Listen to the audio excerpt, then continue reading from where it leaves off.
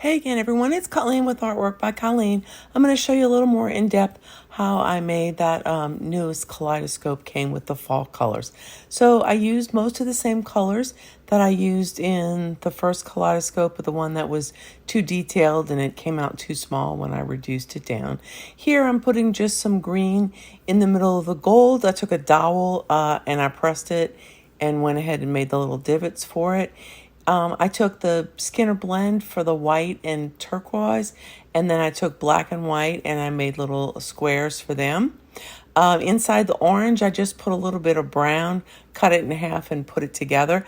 I'm just doing something really simple and easy here, nothing too exciting. I took a turquoise, I put white in between it to separate it.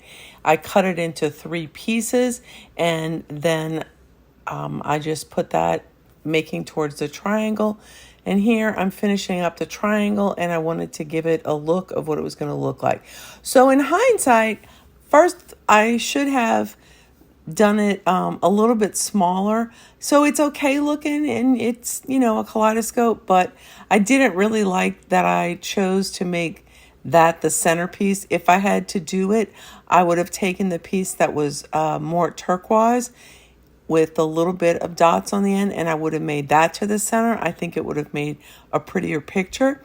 You can do it this way. All I'm doing here is I made triangles. I'm cutting them and placing them to make the design come together. If you've followed me before, you know that I, generally speaking, don't pre-plan a project. I usually just pre-plan an actual cane and figure out a project to fit it with afterwards. Now that I have the glass covered, I want to go ahead and cover the top of the jar. So I took these 3 pieces and put them together because that's kind of how I had made the main design on the jar itself. If I had to do it again, I probably would have put the turquoise in the middle, but you know, it's too late for that. So I reduced this trio down just a little bit more and cut a thin slice of it to put on top of the lid. And I rolled it out with my acrylic roller. And I realized after I was rolling it that I wasn't going to be able to go all the way down the sides. Not critical, I don't believe, because it does match the outfit of it. So what I did was I took a little piece of the scraps, as you always have scraps left over, and I'm going to go ahead and put them together, combine them. I always do this with the end of my scraps for any kind of cane that I'm making, and I'm just making here like a little bit of a marbly kind of bar. I cut slices that would go around the lid, and you can see here I'm just placing them on. It's not really a big pattern or anything, and I don't think it really takes a whole lot away from the lid, that these side pieces don't really match. In fact, I don't really think it's all that noticeable. If you wanted to make that big circle a little bit bigger, if I had made it a little thicker, I probably could have done it all the way around, but again, I don't think it's a big deal.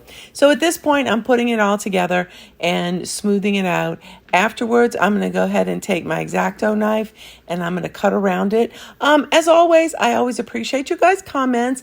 I always love it when you send me your thoughts. If you could like my video, that's always a bonus for me. And if you haven't subscribed yet, I'd really appreciate if you do so. So here's what it looks like for the finished project.